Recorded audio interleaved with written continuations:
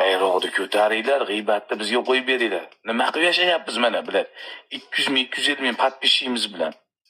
Mana g'iybatchi biz. G'iybatchimiz akalar. O'zlari hamma narsani 100% tushunib olishadi.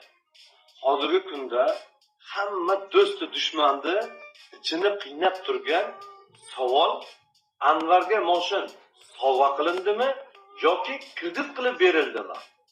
2025-yil 23-fevral kuni Anvarjon bilan birgalikda post qo'yganmiz. Shu postga e'tiborlaringizni bir qaratib qo'yinglar.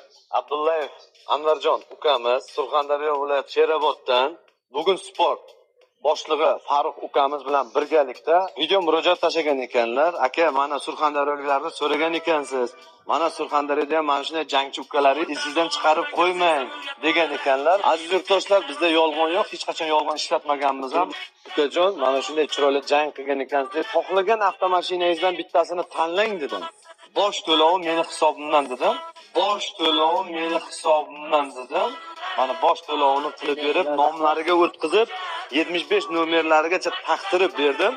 Inshaalloh ukajon, endi mana bizda xalqdan yoshiradigan narsamiz yo'q. Kasalni yoshirsang, isitmasi oshkor qiladi dedi. Bizda yolg'on yo'q, bizda PR yo'q. To'g'ri emasmi?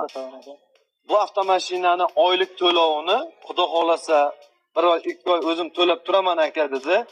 Kelgusi Xudo xolasa jangida 4-mayda bo'lib o'tadi dedi. 4-mayda yoningizda bo'laman. Shunday g'alabani qilgan kuningiz Xudo xolasa, buni oylik to'lovi ham o'zimga o'tadi. G'alabani qilgan kuningiz Xudo xolasa, buni oylik to'lovi ham o'zimga o'tadi. O'zim oylik to'lovini ham o'zim to'layman ukajonim. Mana shu bitta mashin sizga sovg'a bo'la qoladi.